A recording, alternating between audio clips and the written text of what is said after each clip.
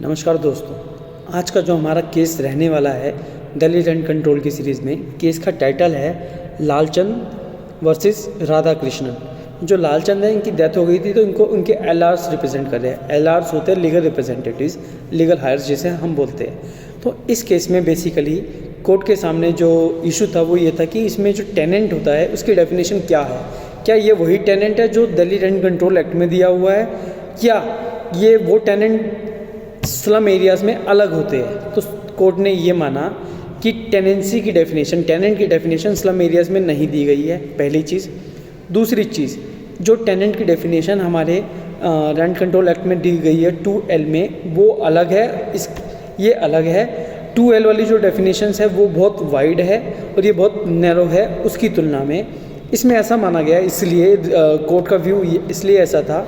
इसमें मैंने आपको बताया था पिछले वाले केसेस में कि सेक्शन जो 19 बात करता है उसमें आपको परमिशन लेनी पड़ती है कॉम्पिटेंट अथॉरिटी से अगर आपको प्रॉपर्टी खाली करानी पड़ती है। उस वाले केस में दिल्ली रेंट कंट्रोल में ऐसा नहीं था। दूसरा, इस वाले केस में हमने ये भी देखा था कि कॉम्पिटेंट अथॉरिटी ने अगर परमिशन नहीं दी तो उसके बाद एक अपील की स्टेज होती है। या इस केस में एक ऐसा प्रोविज़न भी है कि अगर मान लो कोई ऑर्डर पास कर दिया गया एविक्शन का, उसको एग्जीक्यूट कराने से पहले भी हमें परमिशन लेनी पड़ेगी कॉम्पिटेंट अथॉरिटी की। तो इन सारे केसेस को कंसीडर करते हुए कोर्ट ने माना कि इस वाले केस में जो टेनेंट की डेफिनेशन है बहुत नैरो है in comparison to the Delhi rent control act. धन्यवाद।